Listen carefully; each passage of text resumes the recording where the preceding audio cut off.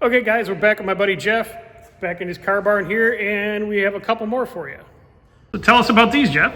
So I like Buicks. They were always my number one, but I love all cars. I've had Mustangs, I've had all kinds of different stuff, and definitely I love Mopars, okay? So back in 70, when I graduated from high school in 77, I had a Charger, a second gen Charger, like I guess that's third gen, right? Charger like this, Coke bottle Charger. Sold it. Tell you how I sold it. I think I mentioned yesterday that we used to go cruise on Highway 100. It was triple black. It was a 73, so it was a smog motor, but it was a big block 400. Great car, just gorgeous. And back then, you got to think it was only 4 years old. It had Kragers on it. So one night when myself and my buddies were going down there, I said, I'm going to put a sign in the rear window, which is how you used to sell these cars. You'd put a sign. There was no internet, right? You do even traders. You really had to go to the newspaper.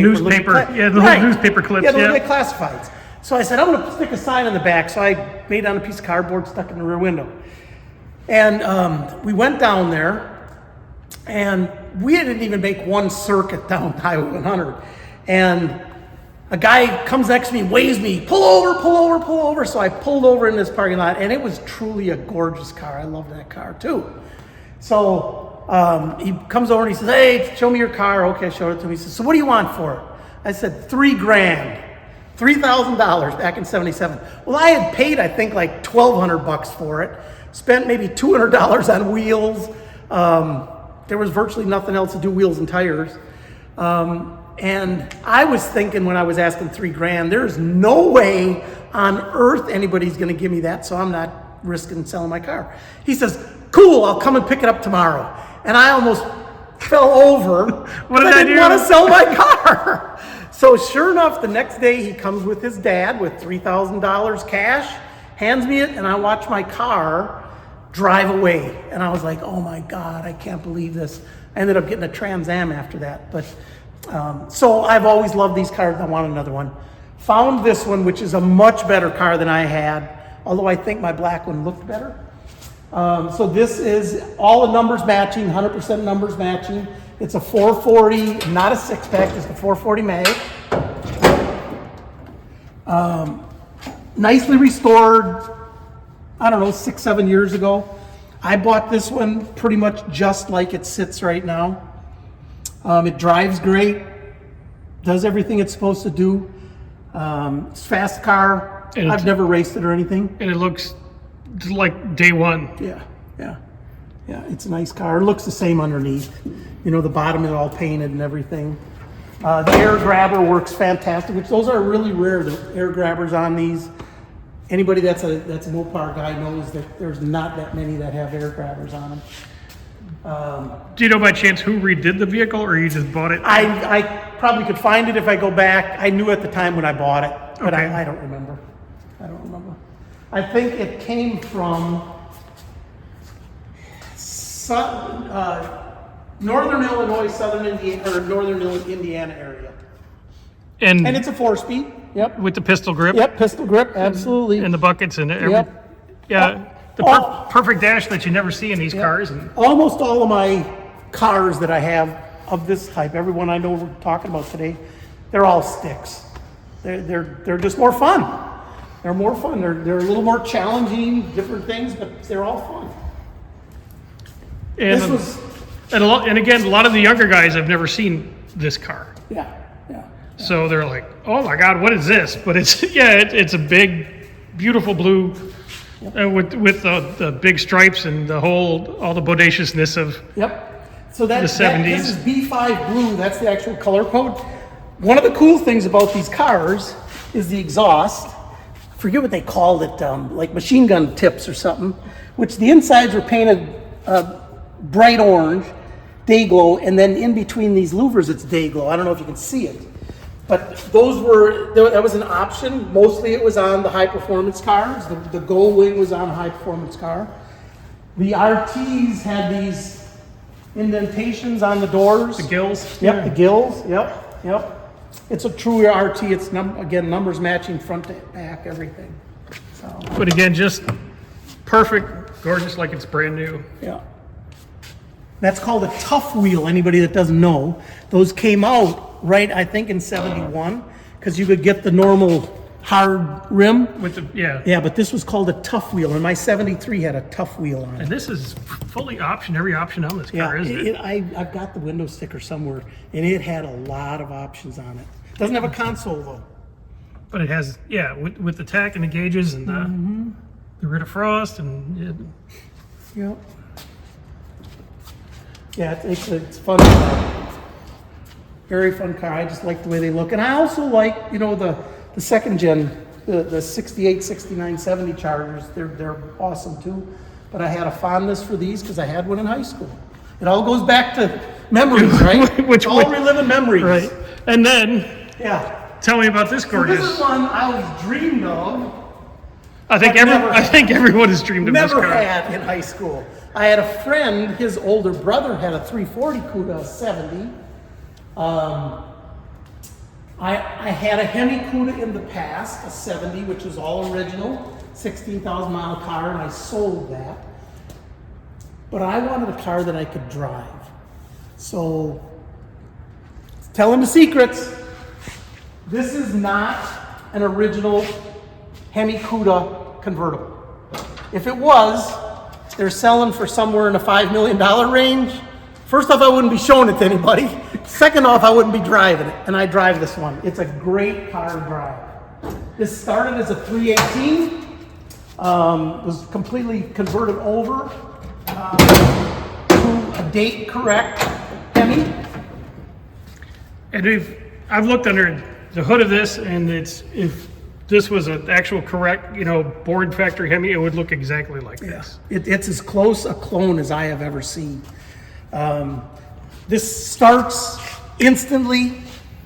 If it sat a while, you got to pump, you know, gas up to the. But we started it the other day, and it just sounds fabulous. Yeah, we can start it if you want. But it doesn't overheat in traffic. I sat in traffic. It's also a 4-speed. I sat in traffic on going up a hill, and anybody that has a stick knows that's not very much fun. The clutch worked perfect. Never overheated in the traffic. It was hot.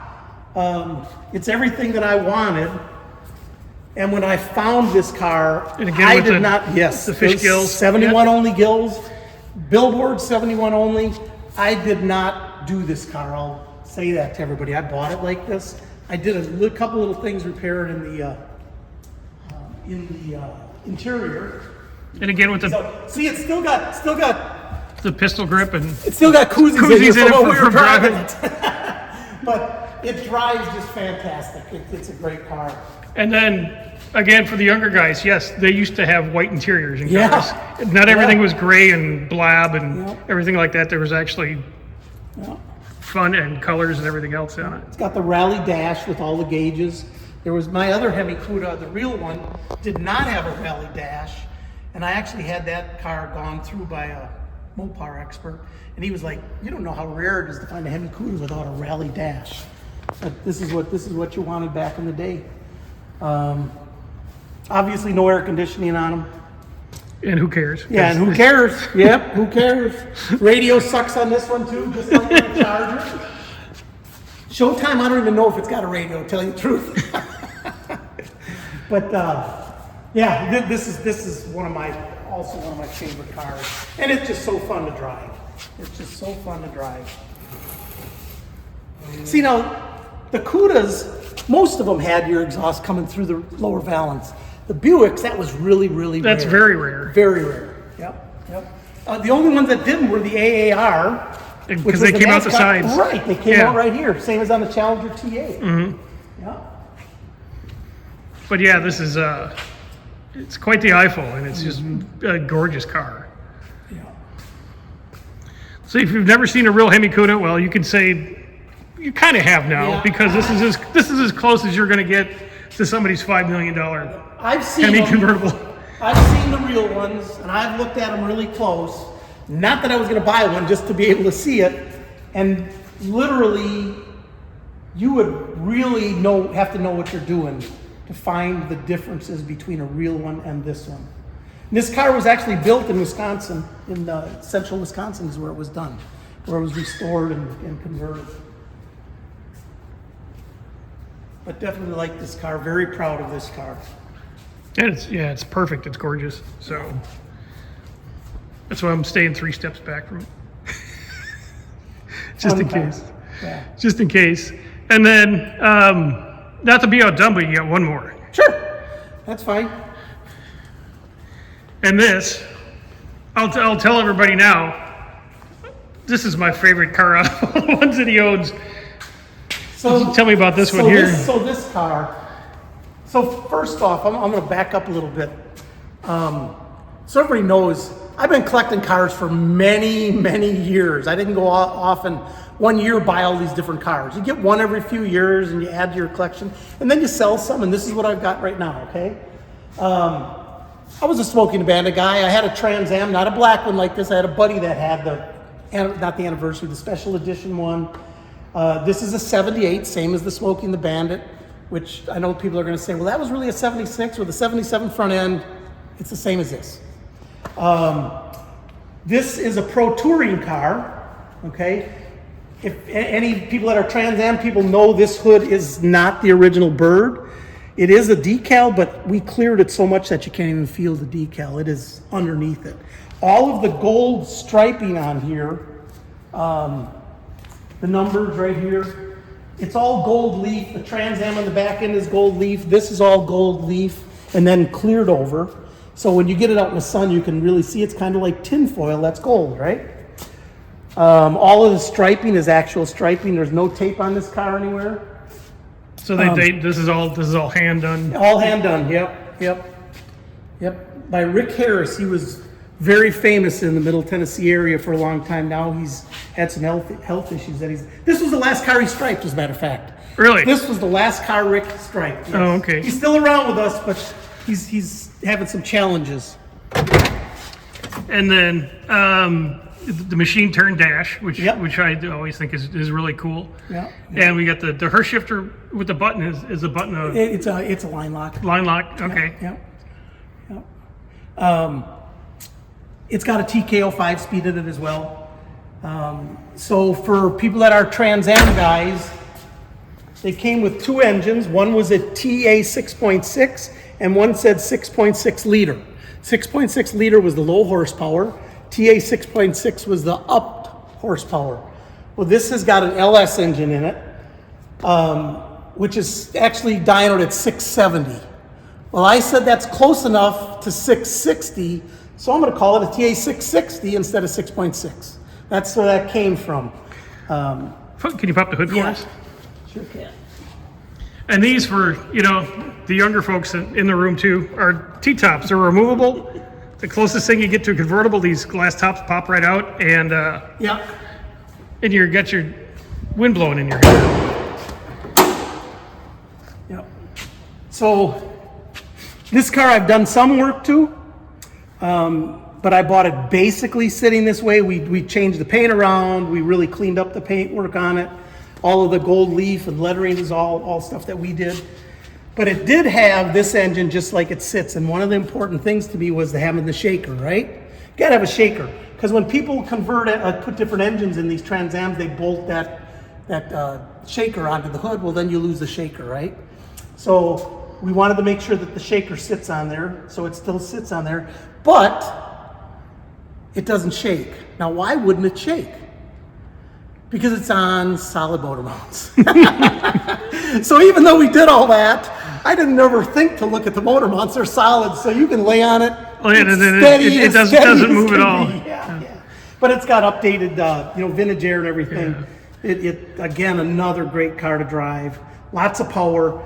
On the front, it's sitting on coilovers with rack and pinion. The wheels are similar to the snowflake wheels that Trans Ams had, but they're much wider. They're all aluminum. Those old ones were, I think they were aluminum. Wider, deeper, taller. Yeah, and it's sitting on a narrowed Ford 9-inch. So it's sitting with mini tubs. So we got some really wide tires on her. I don't know what they are. 335, so they're wide tires. This is the gold leaf in there too. And we didn't put every bit of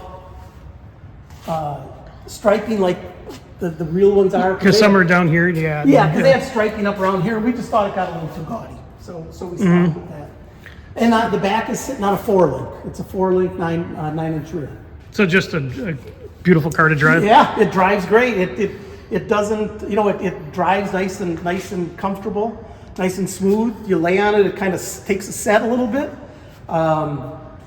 It's another great car to drive. I've had over the years a lot of numbers matching. That's what I always thought. I gotta have numbers matching.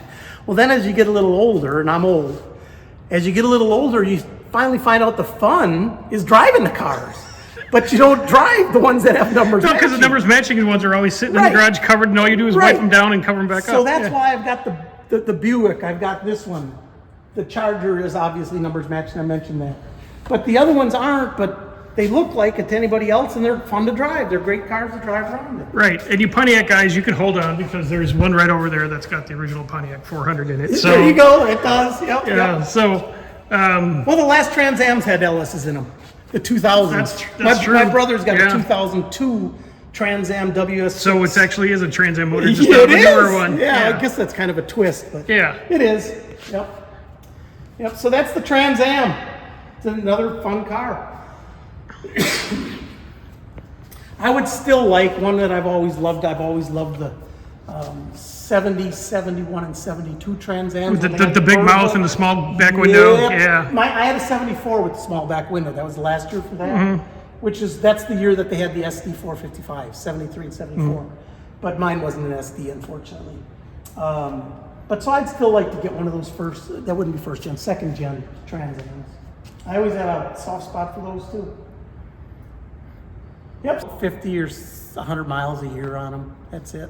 You know, you drive them somewhere. The problem with having these cars, when they're really nice, to be real honest with you, you don't leave them anywhere. You don't go to Walmart, leave it in the parking lot, and go in and grab something. Right. Because I worry about something. I don't want to have one little scratch and now one little shopping cart, and then now you're $5,000 back into Right. paintwork. Yeah. You go somewhere where you're going to be near the car or with the car, and not that they're that crazy valuable. It's just that they're valuable to me, and I don't want to have them damaged.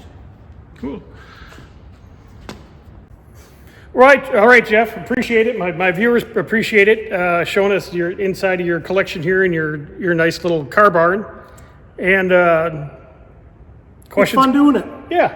Questions, comments, concerns below, and we'll talk to you later. Thanks, guys. See ya. Thanks.